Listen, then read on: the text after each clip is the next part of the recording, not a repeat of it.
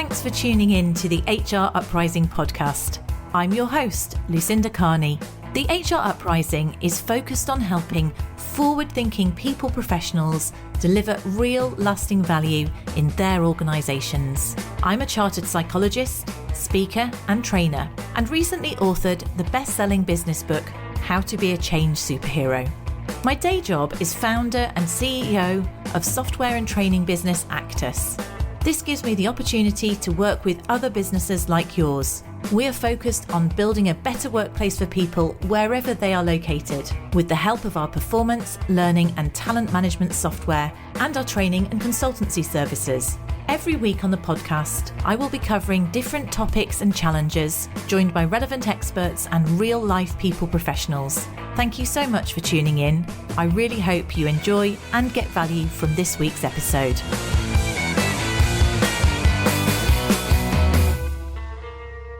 Hello and welcome to this week's HR Uprising podcast, and this is exciting. This is our first episode where we start to really dig into the high performance HR series. And this episode is where you start, which is always starting with ourselves. So we're starting to discuss how we can maximize our personal impact.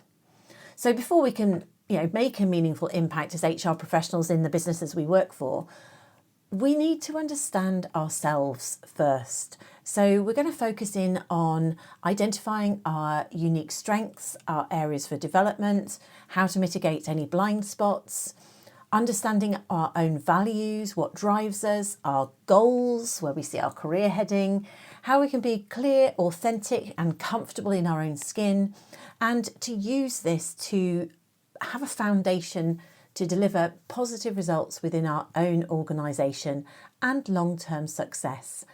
So this solo episode, it's structured around 5 key areas, and each one of those 5 areas I'll share some thoughts and ideas that hopefully you can put into action to help you maximise your own personal impact, and I'll have some key takeaways at the end. I don't always put out a transcript or reference content, but I'm conscious because you're listening to one person talking on this occasion. I am trying really hard to be more structured than I naturally am, and I'll also put links in, so there's a download for this episode where you can refer to some activities that might be useful to you, and also there will be structured items, and I'll send a link on the HR Uprising where you can go and read a blog. If you prefer to read something, you've got access to the blog. Of course, now if you listen on Apple, I think you also get a transcript if that's useful to you as well. So the 5 key areas that we're going to structure this episode around, that's going to hopefully help you maximise your own personal impact and certainly give you some food for thought. The first point is knowing yourself, so thinking about your own personal values. The second one is setting personal goals for career growth. Third one is, if you suffer from it, overcoming imposter syndrome. The fourth one is defining how you can add the greatest value to your organisation. And the fifth one is thinking about relationships that are going to help you achieve long-term success. So number 1, knowing yourself and what you want. Do you know your own core values? Maybe you do. I certainly didn't really overtly know them until my 20s when I was a trainer. I used to train on the 7 Habits of Highly Effective People. And one of the activities that we did then was actually knowing and understanding your values. So why might you want to know and understand your own values? The reason is that you have them even if you're not aware of them, whether they come from your upbringing or just maybe we're born with them, but we have guiding principles. Your values will, know it or not, they will be influencing decisions you make, career paths you follow, the things that you find fulfilling and the things that you find grating or actually unsatisfactory.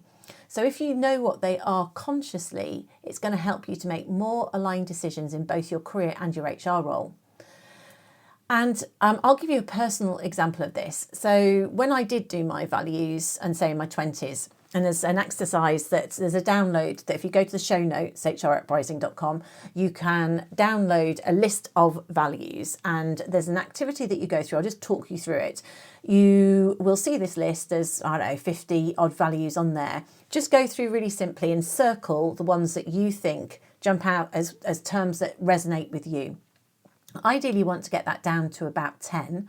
Once you've got your 10 words that represent values that you believe are important, put them on the other page, which is the following page. This is a manual activity.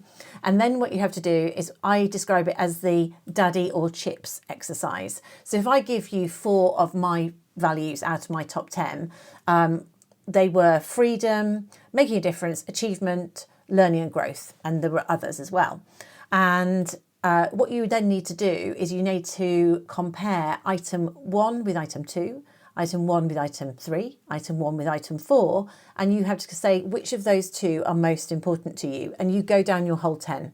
So you go right down to item 1 and item 10, and you would have put ticks in the column next to it, and you would have identified which is the most important out of that comparison group. You then go on to number 2 and compare number 2 with number 3, number 2 with number 4, number 2 with number 5. If you download the activity, it will make more sense to you. But ultimately, you will end up with one of these items having more ticks than others, and you can then use that to rank. So in those 4 that I identified with, I can't remember where they came now, except for the fact I do remember that making a difference came top and always has come top to me. And that has linked to me in terms of when I felt most fulfilled when I was a trainer. So running courses like the 7 Habits, I realised that people would come up to you. In fact, they still do 20 years later. People will come up to me and say, oh, wow, when I did that course, I went off and rebuilt a relationship with a brother that I hadn't spoken to for years. Or presentation skills, I remember people, that would make a difference, where someone used to come out in a cold sweat and they felt much more motivated going forwards. I realised that the activities that I felt most motivated by, and this is the same in what I do now, where we've ended up really rolling something out with a customer, and it's really helped them to drive their organisation forwards. Or the podcast episodes where people have come to me and reached out to me on social media and said, actually, that podcast episode really, really helped me. So that for me resonates with making a difference in my top goals. And a reason or an example of where I realised that I needed to change career, which is where I left the business that I was working in. So back in a few years ago, 2008, I left the company that I'd been working for 8 or 9 years.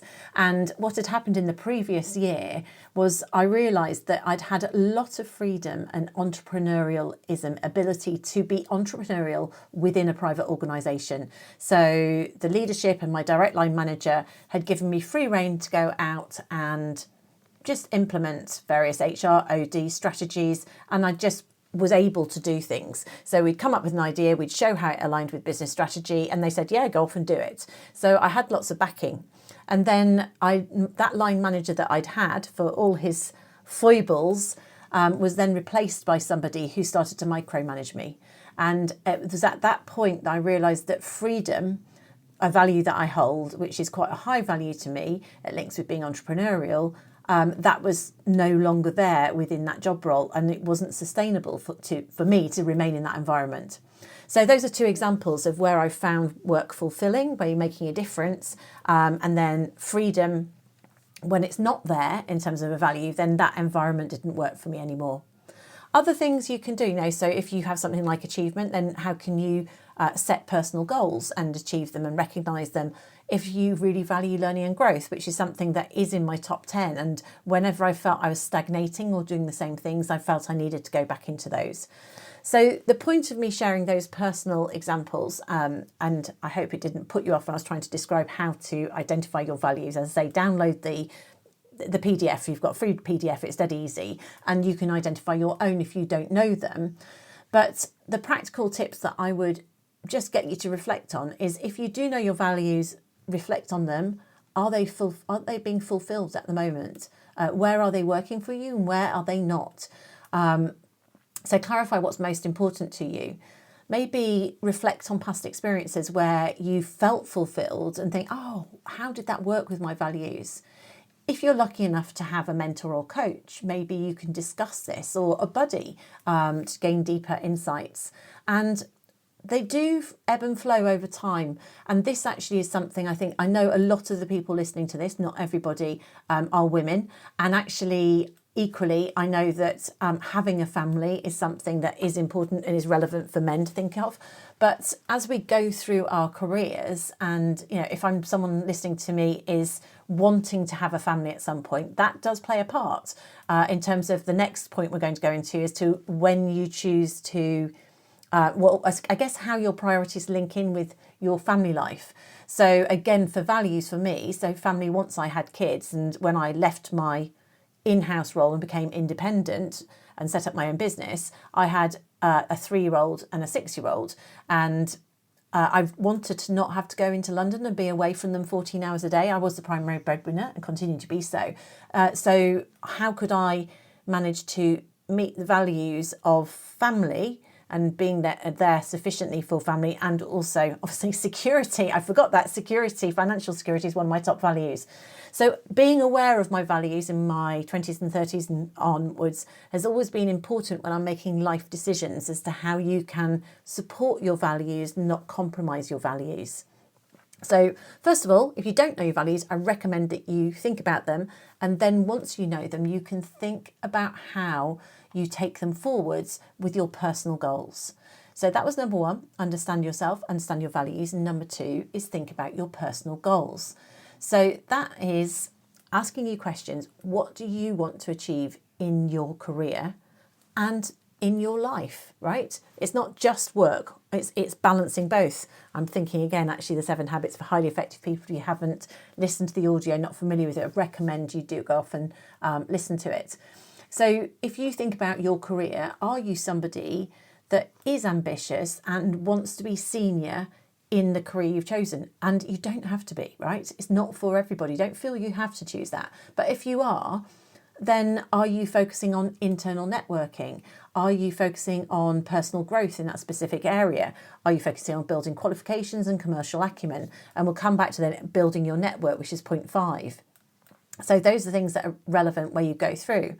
But on the other hand, are you somebody who goes, actually, where am I going to be most happy? Would I thrive in a smaller business or a larger enterprise? So thinking in an SME, if you work in an SME or think you'd fit there, well, often you're going to get the opportunity to really be a generalist role. You can get your head around loads of things and develop skills in loads of areas. So you could potentially have faster career progression through to an HR director role or certainly a senior role, but maybe with fewer resources.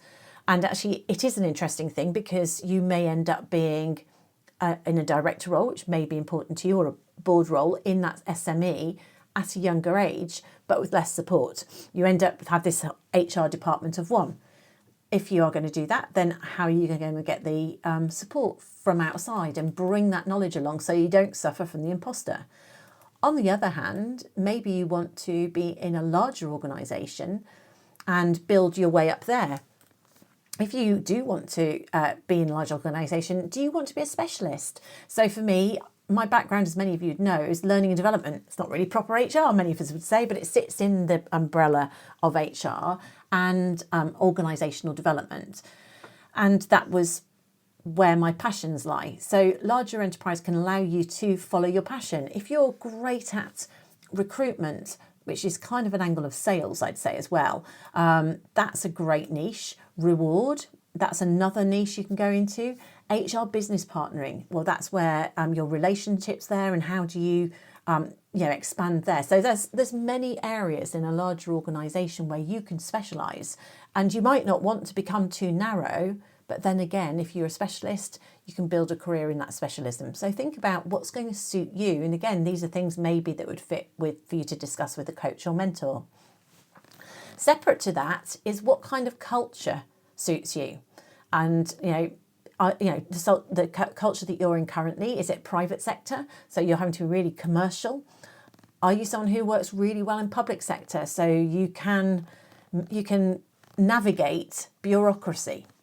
Or are you someone who could work in third sector and it has to be really meaningful work for you? So again, that might be a very values-driven organisation.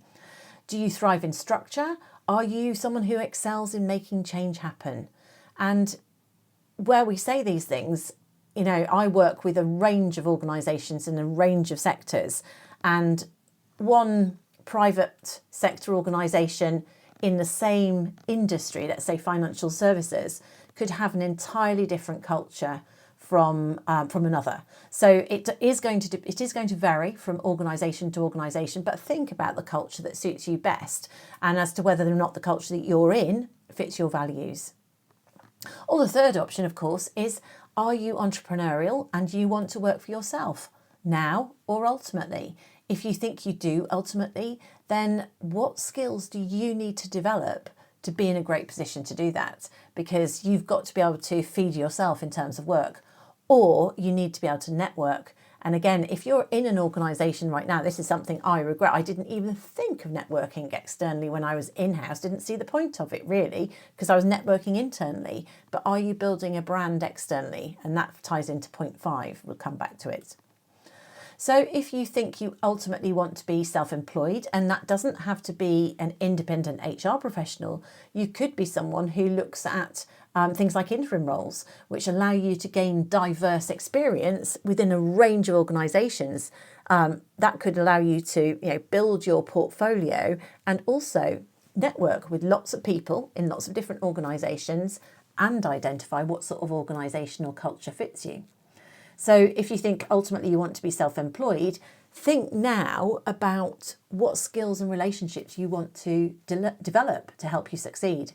You also need to think about your risk appetite and any financial buffer. So, could you get launched by a redundancy, for example? It's not always something that's dead easy to do on your own. So on this second point, I'm thinking in terms of your career goals. Have you thought about, what sort of organisation would suit you? What sort of culture might suit you? Whether you're cut out for self-employment? If so, how do you need to prep yourself for that? And factor in personal and family plans, because that will also influence career decision. What you might want to do practically for that is just have a think, take a step back. Think about what goals ultimately you think for your career development are there and on what timeline. What would you like to do in the next 1 to 3 years, 3 to 5 years, 10 years? If you're someone who likes vision boarding, maybe you might want to try vision boarding to visualise a professional pathway.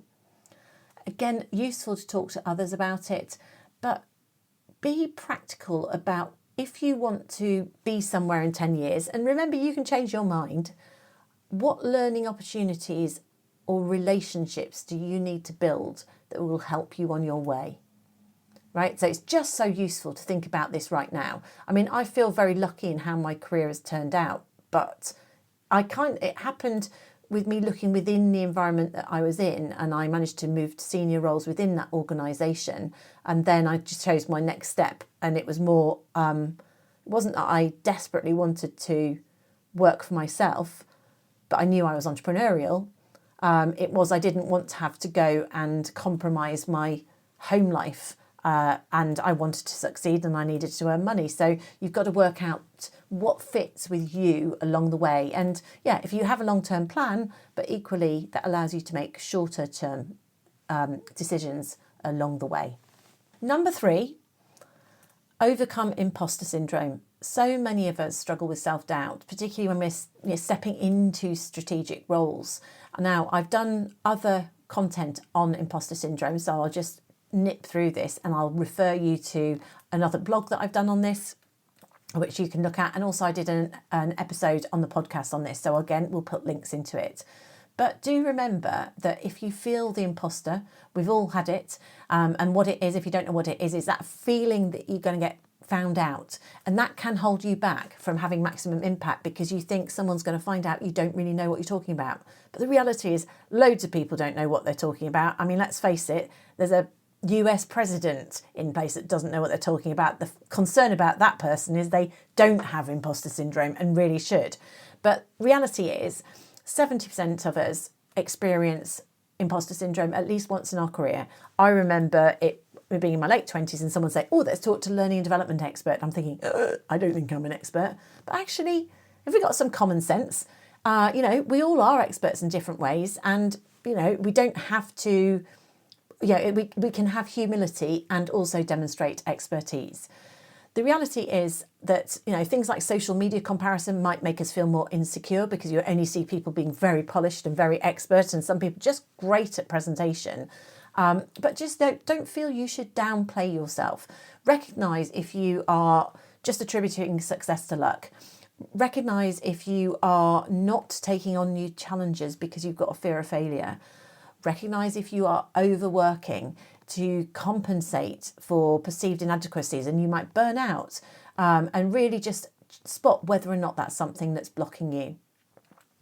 And now historically, actually, interestingly though, imposter syndrome was linked more to women, but it does seem that men are also equally affected, although they show it differently. Women overcompensate for imposter syndrome by working harder. That can mean that we are more likely to burn out, so be careful if you recognise that in yourself. Apparently, men are more likely to just disengage or self-sabotage if they've got imposter syndrome. So practical strategies to overcome imposter syndrome, or first of all, I'd say recognise it if you think it's going on for you, because it could hold you back. And I think because we're talking about how can you be really effective and how can you build your career, it's often when you've made that next step that you might feel like an imposter, or it might stop you for going for that next step. So recognise if you think you are self-sabotaging, recognise your wins, track your achievements, talk to others. Again, there is a bit of a theme about trusted colleagues. Have you got people who've got your back, or mentors who are helping to build you up? And challenging negative thoughts and just about where you've done well, recognising your competence. And competence for me could be choosing to build a career in line with your values. It doesn't have to be a career pathway, doing it just because you think you should. And the think you should sometimes comes from, I don't know, a parent or someone in the past that says you're not good enough or you should be doing something a certain way. Decide what you want, who you want to be, and therefore you're being authentic. Value yourself when you're being authentic, and just keep that imposter in its box. If you want to know more about that, follow the links, read the blog I did, and I can go back to my original podcast episode that I talk about, which is really about calling out that imposter if it's holding you back. So we've done 3 so far. Hopefully you're with me in terms of maximising your personal impact. Know your own values, set yourself your own career goals and think about where you really want to be. Don't put yourself under pressure, but think about it so you can at least pick up opportunities along the way, and keep the imposter in its box. Now, number 4 and number 5. So number 4 is about defining who you want to be in your organisation, and this will also link into episodes that we're going to cover next week and beyond. And the 5th one is about making sure that you amplify your influence, and that's through relationships and learning in the right way. So number 4, who do you want to be within your organisation? We know that HR is no longer just about policies and compliance. It is about driving strategic value. But to do that, you need to understand what the strategy is in your organisation, and I'll cover more on that on our next episode, which is in 2 weeks' time. But you also need to understand what your role is and how it fits into the organisation. So do you understand your organisation's vision, mission and values? Because aligning HR strategies against that means you are going to add real value. If your organisation doesn't have a clear vision, mission and values, think about why not. Could you help the organisation to develop them? Then also think about what's the fit between you, your passions, your values and your organisation. So this isn't just thinking about HR strategies and stuff outside of it, the strategic thing. It's thinking about the you thing. So where can you personally make the biggest impact? Where do your skills align? So I talked about the career piece earlier. Do you want to specialise in an organisation and maybe go into learning and development? That's all learning and development or recruitment or HRBP. But that's all well and good in a large organisation where you can specialise. But could you bring your passions into a smaller organisation or your interests? Are you passionate about employee engagement, diversity, talent development? Where can you bring things in that you are interested in and therefore you're going to be great at doing that? So, how can you essentially position yourself as a thought leader within your organisation, a go-to person? And again, if you are thinking about being either within an SME or you want to go into being a business partner, making sure you really have that commercial awareness, you understand that part of the business that you support. If you're in sales, do you understand like the approach for sales, what it takes to be an effective salesperson in there, or customer service or operations, wherever you sit? How do you truly understand and demonstrate your commercial awareness of that part of your business? Or if you're in an SME, how do you understand business? So being able to show your data and demonstrating how anything that you're doing in the HR area is going to drive business success. It's making it relevant, showing that you understand that relevance and can use that language. So telling people there. So, let's say you're going to say you're advocating training or investing in line manager skills, and you want them to get them better at conducting continuous conversations. You want to invest in that.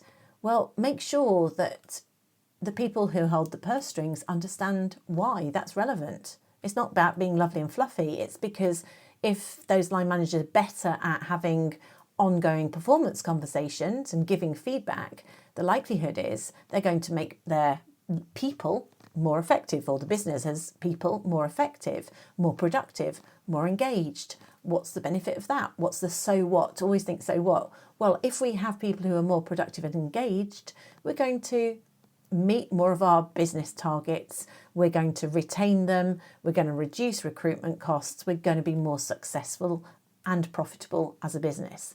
That's the language that people understand, but they don't always see that alignment between training our managers, spending money on people, and embedding those behaviours in a certain way, and they don't necessarily see that line straight through to productivity and retention and profitability. So we might have to spell it out.